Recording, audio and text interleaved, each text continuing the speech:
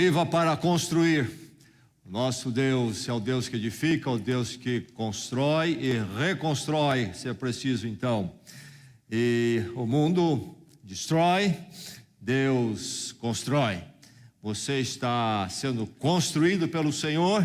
Ele constrói de forma holística, de forma harmoniosa e coerente em todas as partes e com prioridades naquilo que realmente é prioritário. Enfim, Deus sabe construir e Ele pode construir, e a obra dele em Cristo é a obra da reconstrução do ser humano. Viva para construir em Cristo, então, esse é o nosso chamado. E um livro que é essencialmente sobre isto, de uma forma peculiar, é o livro de Neemias, no Velho Testamento. Neemias é o livro da construção ou reconstrução. Neemias vive num tempo interessante. O povo de Israel tinha sido dividido em dois reinos e andaram os dois reinos, o reino do norte e do sul, para longe do Senhor. Aí Deus permitiu a correção, impérios vizinhos se invadiram. Primeiro o reino do norte, a Síria invadiu e arrasou aquela terra. Depois o mesmo se deu com o reino do sul, também chamado de Judá. E lá no Judá, o reino do sul, é onde estava Jerusalém. Em 587, a Babilônia, o grande império da Babilônia, sob a liderança de Nabucodonosor, arrasou Jerusalém, destruiu tudo, destruiu templos, as muralhas, etc. E levou grandes levas de cativos, até que o tempo passou e a Babilônia foi dominada pelos persas.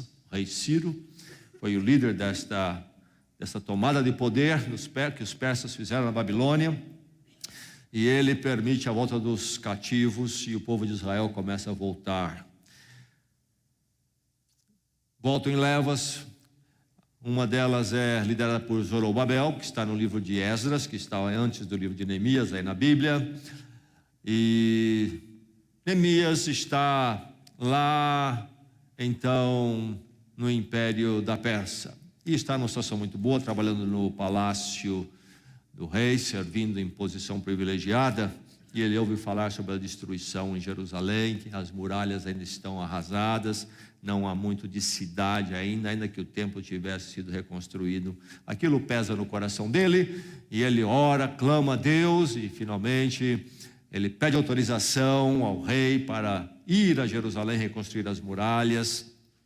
O rei autoriza, Deus move o coração do rei, o rei persa, que dominava os povos da região, inclusive então ali o povo de Israel, de Judá. Permite, com toda a autoridade. Ele volta em caravana, com carta branca, aquela coisa toda, os recursos. E então o livro de Neemias conta a chegada dele, conta como tudo isso aconteceu lá na Pérsia, o chamado que ele sentiu para ir a Jerusalém, como que Deus moveu o coração do rei. E depois conta como é que foi a empreitada quando ele chegou em Jerusalém, com o objetivo de reconstruir as muralhas da cidade, as grandes muralhas que cercavam a cidade toda. Esse é o livro de Neemias, um livro de reconstrução. E nós vamos ler nesta noite no capítulo 7. Vamos começar com o verso 4. Vamos ler diversos versos do capítulo 7, começando com o verso 4. Neemias 7, verso 4. E antes de ler o texto desta noite, vamos lembrar um verso do livro de Neemias que expressa bem a mensagem do livro e o que o livro tem para nós. No capítulo 6, do verso 3, tem a seguinte colocação de Neemias: estou executando um grande projeto e não posso descer. Quando ele estava envolvido lá na construção das muralhas, enfrentou muita oposição, muitos ataques, tentativas, estratégias para interromper o trabalho. E é este momento aqui no capítulo 6, quando uma comissão dos adversários vai até ele convidar para uma mesa de negociações num lugar distante, em outra localidade. E ele responde: estou executando uma grande obra, um grande projeto, não posso descer. O que eu estou fazendo aqui, o que Deus está fazendo é tão importante, é tão sublime, que nada vai me tirar disso aqui. Nada vai me fazer perder tempo. Nada vai interromper, vai me distrair. Aqui estou concentrado e empenhado nisso, não posso descer. Deus está fazendo uma obra na sua casa, na sua família, na sua vida. Que você, ao ouvir o mundo enviar seus mensageiros, ou o diabo vir com seus mensageiros, você também tem a mesma resposta. Estou executando um grande projeto. Deus está trabalhando na minha vida, na minha casa. Não posso descer. Não vou me distrair com nada que vai me tirar daquilo que eu devo estar fazendo. Que assim seja na vida de cada um de nós. E agora a palavra de Deus, então, para esta noite, para encontrar o seu coração e edificar a sua vida. Neemias capítulo 7, começando com o verso 4. Cada um aqui, cada coração, cada um em cada coração esteja aberto à palavra agora. Vamos ouvir, diz o verso 4, Neemias registrando aqui. Ora, a cidade era grande e espaçosa. Então vamos lembrar que no começo deste capítulo, antes de irmos em frente à nossa leitura, ele diz que foi concluído o trabalho das muralhas em 52 dias. Está pronto, a cidade está estabelecida em termos dos seus limites, e aí ele olha e diz: ora, a cidade era grande e espaçosa, mas havia poucos moradores e as casas ainda não tinham sido reconstruídas. Por isso o meu Deus pôs em meu coração reunir os nobres, os oficiais e todo o povo para registrá-los por famílias. Encontrei o registro genealógico dos que foram os primeiros a voltar. Assim estava registrado ali. Assim estava registrado ali. Estes são os homens da província que voltaram do exílio, os quais Nabucodonosor, rei da Babilônia, havia levado prisioneiros. Eles voltaram para Jerusalém e para Judá, cada um para a sua própria cidade, em companhia de Zorobabel, Jesua, Neemias, Azarias, Amias, Naamani, Mardoqueu, Bilzam, Misperete, Bigvai, Neum e Baaná. E esta é a lista e o número dos que retornaram pelos chefes de família e respectivas cidades. E aí então está tudo listado. Não vou ler essa lista nesta noite. Deixe-me ir ao verso 43, parte ainda da lista, já mais para o final. Verso 43. Os levitas, agora falando do grupo dos levitas. Os levitas eram aqueles que auxiliavam com cântico em particular no templo e alguns outros trabalhos no templo, no culto. Os levitas, os descendentes de Jesua, por meio de Cadmiel, pela linhagem de Odevá. 74. Os cantores, também do culto, os cantores, os descendentes de Asaf, 148. Os porteiros do templo, os dependentes de Salum, Ater, Talmon, Acub, Atita e Sobai, 138. Os servidores do templo, e aí então ele lista os servidores do templo também. E agora o verso 64. Esses procuraram os seus registros de família, mas não conseguiram achá-los, e dessa forma foram considerados impuros para o sacerdócio. Então um grupo que dizia que pertencia ao grupo dos sacerdotes, a linhagem sacerdotal, não tiveram seus nomes encontrados nos registros, então foram considerados impuros para o sacerdócio, não pertenciam àquele grupo escolhido por Deus. Aí o verso 65 diz: por isso o governador determinou que eles não comessem das ofertas santíssimas enquanto não houvesse um sacerdote para consultar o Urim e o Tumim. Uma forma que eles usavam para decidir quando havia dúvida, decidir diante de Deus. Então, aquele grupo foi colocado ali, na espera, até que se confirmasse se eles faziam parte do sacerdócio ou não. Verso 66, o total de todos os registrados foi de 42.360 homens, além dos seus 7.337 servos e servas. Havia entre eles 245 cantores e cantoras, possuíam 736 cavalos, 245 mulas, 435 camelos e 6.720 jumentos. Alguns dos chefes das famílias contribuíram para o trabalho. O governador deu à tesouraria 8 quilos de ouros, 50 bacias e 530 vestes para sacerdotes. Alguns dos chefes das famílias deram à tesouraria 160 quilos de ouro e 1.320 quilos de prata para a realização do trabalho. O total dado pelo restante do povo foi de 160 quilos de ouro, 1.200 quilos de prata e vestes para os sacerdotes.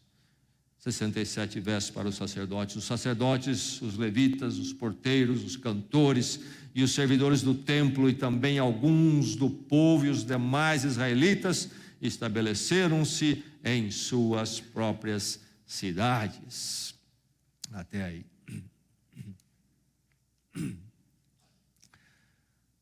De uns tempos para cá, as favelas no nosso país não são chamadas mais de favelas, mas de comunidade. Isto se dá ao fato de que vivemos numa era onde, ou quando houve uma mudança muito grande na forma do ser humano olhar a vida e a sua existência e definir os seus valores. E uma das coisas nesse pacotão todo aí que aconteceu foi um revalorizar daquilo que nós chamamos de comunidade. Então não são somente as favelas que passaram a serem chamadas de comunidade. Todo tipo de comunidade, é uma palavra comum em todo lugar, por aí, comunidade. É um fenômeno dos tempos mais recentes, na nossa cultura, mas no mundo todo, na verdade. Mas se o mundo começou com isto como um modismo mais recente, nesta revolução filosófica pós-moderna que aconteceu, para Deus isto é muito antigo, para a palavra de Deus não há novidade nenhuma nisto. A palavra de Deus sempre trabalhou com o conceito da comunidade e não do individualismo. Comunidade sempre foi importante para Deus. Comunidade. Lá no princípio, Deus cria o ser humano, cria o homem, em Gênesis. E logo ele diz, é preciso criar uma esposa. Para quê? Para os dois formarem uma comunidade. Comunidade 2, o casal, o matrimônio, o que é o matrimônio, senão uma comunidade. E depois essa comunidade que pode experimentar a expansão através dos filhos. Deus, no princípio, já pensou em termos comunitários. Aliás, teologicamente, o Deus cristão é preciso ser lembrado como um Deus comunitário. No mistério da Trindade, nós temos um Deus, mas na manifestação das três pessoas. Por isso que é possível no cristianismo, e somente no cristianismo, dizer Deus é amor. Na sua essência, amor. Não é que Deus tem algum amor. Não é que Deus tem até bastante amor para dar, expressar. Não é isto. Deus é amor. Ele é a própria essência, a personificação do amor. Se quisermos conhecer, saber o que é amor, temos que olhar para Deus. Ele é o amor. Mas como ele pode ser amor? Deus de eternidade, lá antes de qualquer coisa criada. Como? Porque ele é trinitário. Uma comunidade. E Deus nos chama então para sermos comunitários já na criação. A expressão do amor, de nos aproximarmos com o outro, com o diferente, e formarmos então a comunidade. Aqui está Neemias, esse grande projeto, empreendimento de engenharia e uma empreitada tremenda. Ele sai lá da capital do grande império persa, que foi também já capital, ou melhor, do centro do poder da Pérsia, onde também antes houve o da Babilônia, que destruiu tudo. Ele sai lá daquele centro de poder regional, império, e marcha com caravana, documentação, para chegar em Jerusalém, reconstruir os muros, grande empreendimento. E ele enfrenta muito problema, mas ele leva a coisa em frente, organiza o povo que ali está desanimado, dá visão a eles, reconstrói os muros. Mas ele não é um empreiteiro por objetivo. Neemias está preocupado com o quê? Com comunidade. Israel foi arrasado, Jerusalém foi arrasado, o templo foi arrasado. Mas Deus, quando levantou Israel, levantou uma comunidade para ser luz para as nações. não para um fim em si mesmo, ser uma comunidade da fé, uma comunidade à volta e debaixo de Jeová, o Deus eterno revelado, como testemunha às nações. E de lá, Deus traria a redenção para todo ser humano, a fim de que todo ser humano, rompido com Deus, pudesse ingressar à comunidade de Deus, à comunidade eterna do Senhor. Mas essa história foi interrompida porque o povo de Israel foi quase que dizimado ali. E agora Neemias volta. Qual é a questão toda? É a retomada desse plano de Deus. E passa pela reconstrução da comunidade de Jerusalém, a sede do templo, a cidade do Senhor, o Monte Sião. E Neemias vem e reconstrói. Que obra tremenda. Deve ter colocado uma placa ali grande, inaugurado, liderança de Neemias. Mas o problema não é construir muros, ou esse não é a essência da coisa. A questão é que muralhas naqueles dias era fundamental para se estabelecer a cidade, a comunidade, diferente dos nossos dias. Talvez os nossos dias é mais os caminhos, a estrada, mas naqueles dias a muralha era fundamental para que a comunidade fosse estabelecida, definida e se tornasse então algo preservado, que não fosse arrasado por inimigos, etc, etc. Então, é a comunidade que está no olho de Neemias, porque a comunidade é importantíssima aos olhos de Deus. E eu e você precisamos abrir então o nosso coração, abrir também os nossos olhos e entendimentos para este enfoque de Deus da palavra na comunidade. E nós temos que estar engajados também para vivemos para a dimensão comunitária segundo a vontade e a direção do Senhor. Comunidade enquanto matrimônio, ou pais ou mães que não têm um cônjuge com seus filhos, comunidade, ou famílias estendidas, comunidade, a igreja de Jesus Cristo, a comunidade que Deus estabeleceu, Israel como nação, a comunidade que Deus estabeleceu. Nossa nação não é Israel, não há outro povo no mundo que tome o lugar de Israel, mas como que um país poderia ser realmente uma comunidade? Poderia ser se um país todo se voltasse ao Senhor e então gravitasse em torno de Deus, a comunidade de Deus estabelecida.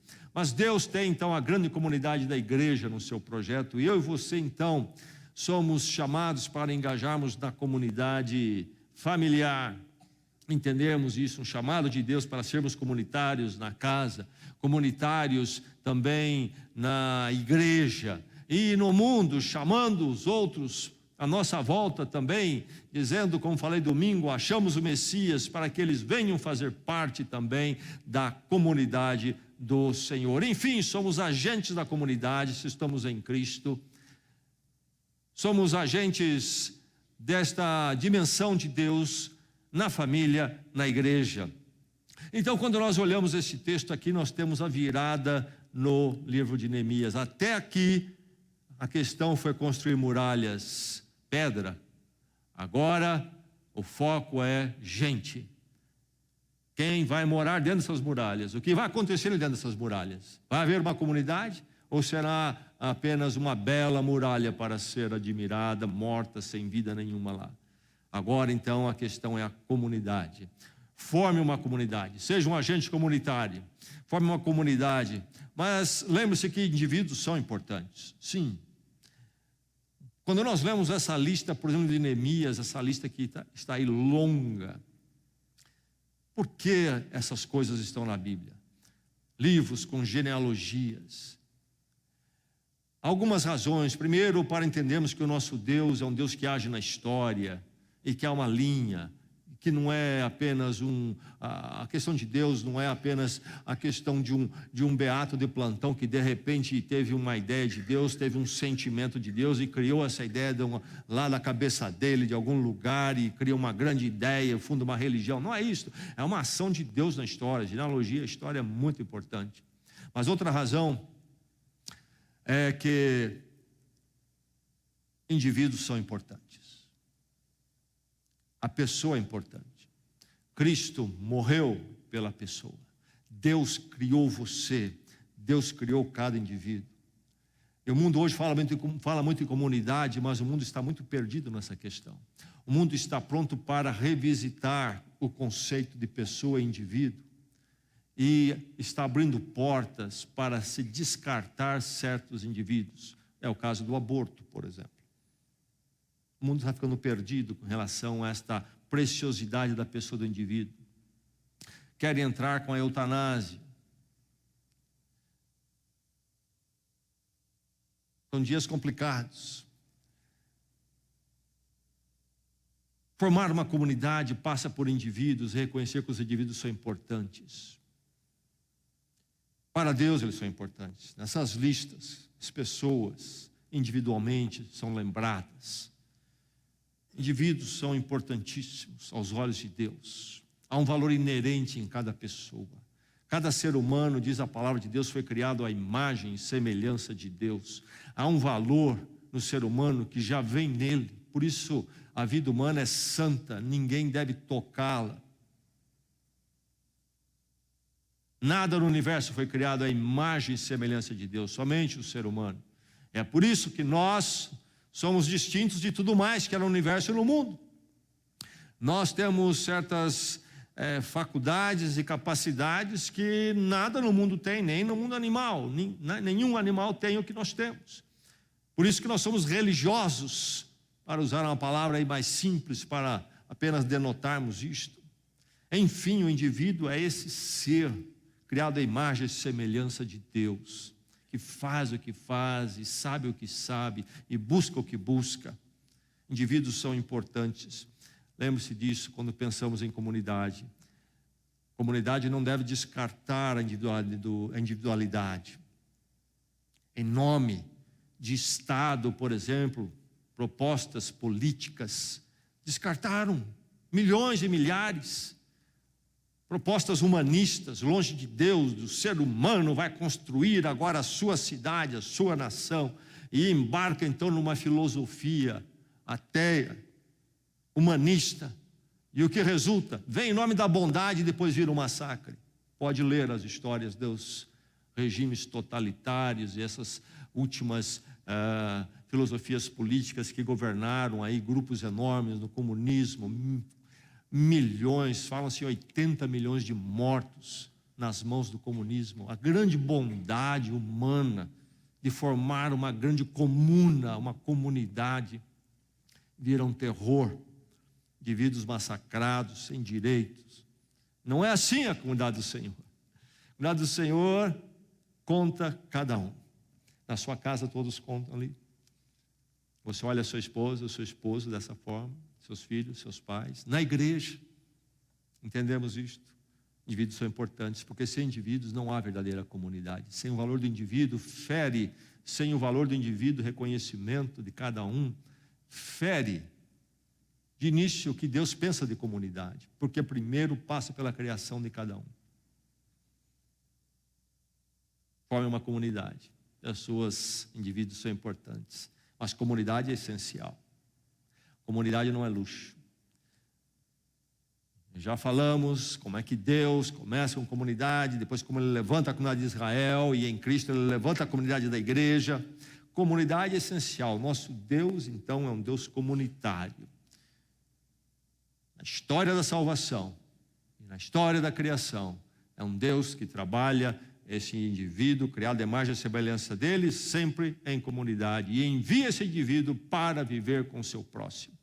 E a maravilha da igreja o que é? É a grande comunidade, é o resgate da ideia de comunidade de Deus.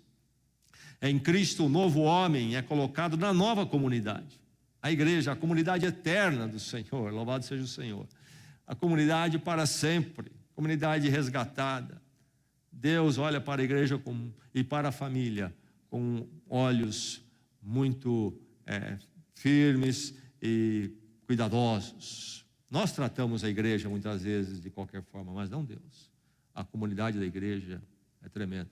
O mundo hoje, que fala tanto em comunidade, trata a família, o matrimônio, como algo banal, descartável. e que pode ser abusado de toda forma, mas não Deus. A família, para os olhos de Deus, o casamento e o matrimônio é algo sagrado. Comunidade é essencial para o Senhor. Comunidade, então, deve ser essencial para cada um de nós. Forme a comunidade, seja um formador de comunidade. Não seja um arrebentador de comunidade. Na sua casa tem alguém assim? É preciso ensinar os filhos a serem comunitários e que Deus os chama para a comunidade da família. Que eles não chegaram ao mundo para serem os reis de uma comunidade. Quantos pais fazendo isso hoje em dia com seus filhos?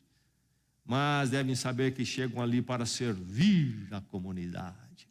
Esposa deve saber que deve ser parte da comunidade do matrimônio, não a dona do matrimônio. Marido deve saber que ele é parte de uma comunidade com a esposa, comunidade matrimonial, e não aquele que tem ali o seu reino para fazer como ele quer e abusar. Ser comunitário. Comunidade é essencial. Forme uma comunidade. Nunca seja usado para delapidar a comunidade da igreja pela qual Cristo morreu. Forme uma comunidade. Estou formando ou estou atrapalhando? Comunidade está acima do material, nunca se esqueça disso. Pessoas, então comunidade, que é falando de pessoas, está acima do material. Neemias construiu muros. O lado físico é muito importante, o lado material é muito importante. Nós, enquanto seres humanos, precisamos pensar no lado material e físico. A família precisa pensar nisso. No financeiro, no material, a casa para morar, o vestir, o abrigo, alimentar, financiar dos projetos para os filhos de estudo, etc, etc. Mas, se muros são necessários, eles são insuficientes. Neemias olha para aquele muro todo e uma cidade está vazia. Está vazia. Para que serve isso aqui? Pouca gente. Um monte de parede. Será que nós podemos, no fim da vida, chegar com uma porção de coisas e sem comunidade na mão, coisas materiais, e não ter comunidade nenhuma? Você deve ter conhecido também os seus, mas eu conheci alguns que chegaram ao fim da vida, com muitas posses, mas abandonado pela família e rompido com todo mundo. E um fim de vida triste. A comunidade está acima do material. Nós construímos prédios para a igreja. Tem um lugar importante, nos dá um conforto e um recurso maior, mas os prédios, por mais necessários que sejam, são insuficientes. Visitei o prédio de uma igreja que foi grande, com mais de 1000 membros. Há até, creio que 4, 5 décadas atrás. E cheguei lá, aquele prédio enorme numa praça. Auditório enorme, prédio bonito. E havia apenas um grupinho, restou um grupinho que se reunia numa pequena sala nos fundos. Triste. Triste. Cuidado nesses dias quando o material é nos dito como que é o mais importante, é mais importante do que a esposa, do que o esposo. O salário, emprego, carreira, etc. é mais importante do que a família e o casamento. Cuidado com isso. Cuidado para não ensinar os nossos filhos a serem materialistas e não comunitários. E eles pensarem que pais são bancos apenas para financiar também o seu consumismo. A televisão quer que eles pensem assim. E se você não trabalhar muito, vão fazer a cabeça dos filhos. Muros necessários, mas insuficientes. Eles são secundários. Material, os muros são secundários. Quero dar tudo para o meu filho. Não posso negar nada. Tudo aquilo que eu não tive, ele vai ter. E então, focamos nisto. E não focamos em ensiná-los a serem indivíduos que entendem que são criaturas de Deus e que, como criaturas, são chamados a serem comunitários que se importam com o outro. Estamos ensinando-os a serem meros consumidores habilidosos. Enfim, o material tem o seu lugar desde que sirva a comunidade. desde que sirva a comunidade. O meu amigo comprou um daqueles vídeos para mostrar DVDs para as crianças no carro, distraí-los enquanto viajam. Eu não peguei esse tempo quando estava criando filhos. Tinha que se distrair de outras formas. Agora todo mundo ganha então na tela. Ele comprou uma. Os 2 filhos do banco de trás assistiram. E começaram logo a brigar. Me lembro, no meu tempo, não tinha iPad. Né? O que nós tínhamos? Meu pai comprava uma vez por mês um gibizinho do Walt Disney. Eram uns 4. Tinha que esperar uma vez por mês. E quando chegava em casa, quem é que vai ler primeiro? Eu me lembro uma vez quando nós armamos uma briga. Quem ia ler primeiro? Meu pai chamou os 4, pediu o gibizinho e disse: olha, você e você e você é mais importante do que isto.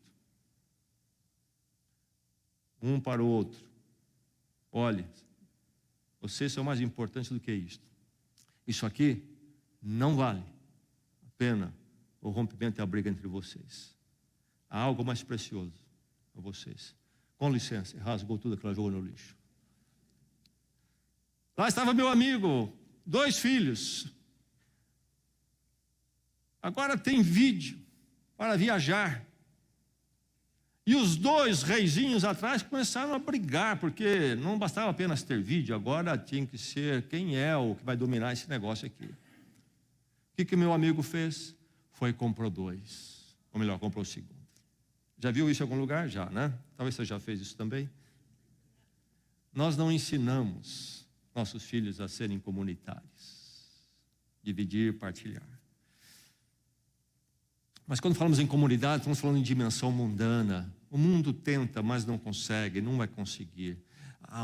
O mundo fala agora do mundo ser uma aldeia, e lá tem uma tal de ONU. Consegue o quê? Não consegue nada. O mundo se complica cada vez mais e nenhum problema é solucionado.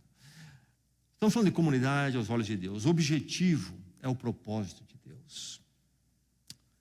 Quando você pensa em comunidade, família, matrimônio e a igreja, a sua vida enquanto indivíduo aos olhos do Senhor, pensa o seguinte: qual é o propósito de Deus? O seu objetivo é ser o propósito de Deus. Quantas pessoas na igreja pensando que na igreja eles vão realizar o propósito deles?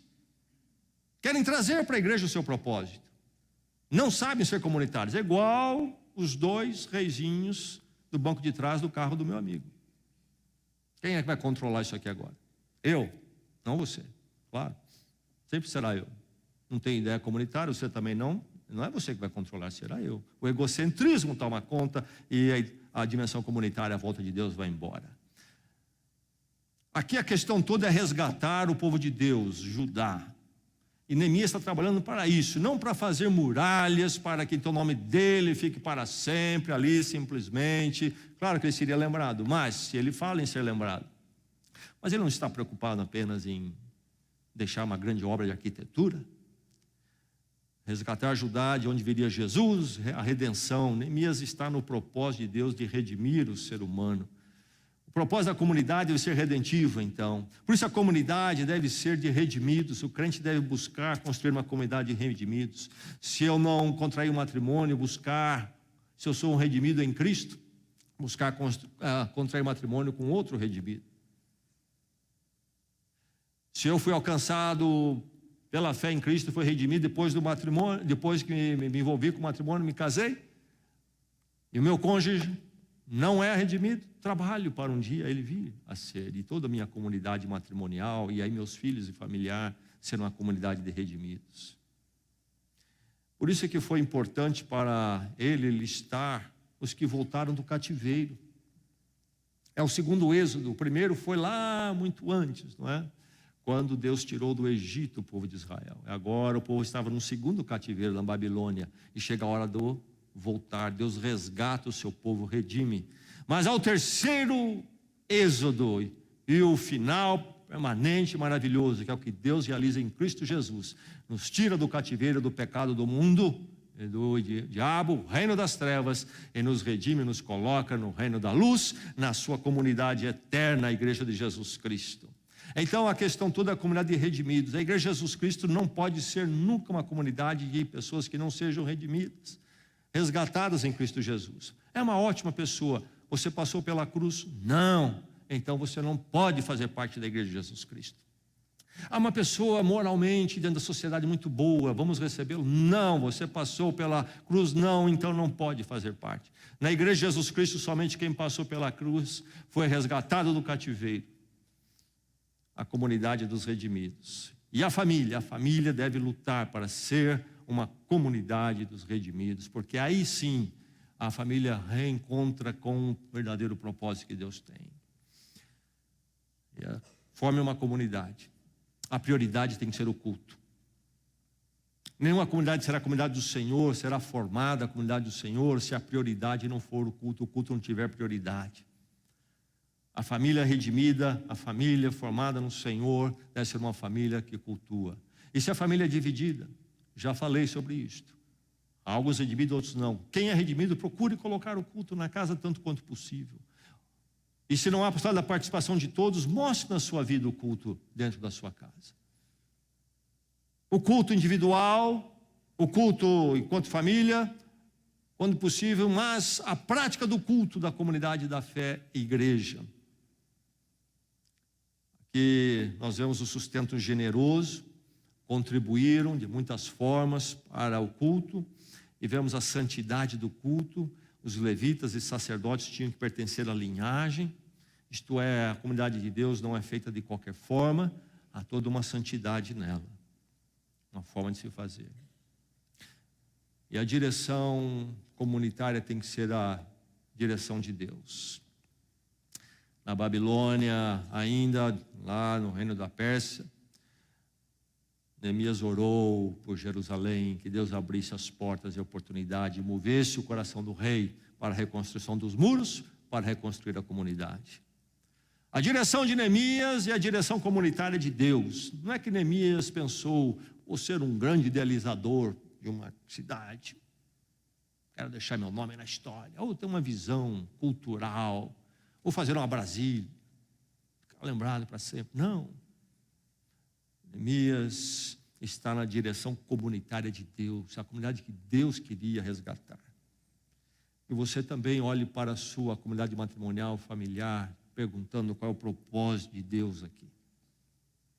Quando você olha a igreja, pergunta qual é o propósito de Deus para a igreja, qual é a direção comunitária de Deus para a igreja. E agora Neemias olha os muros prontos, ele diz: a cidade é espaçosa, mas há poucos moradores. E aí em seguida ele diz: Deus pôs no meu coração, no verso 4. Deus pôs no meu coração.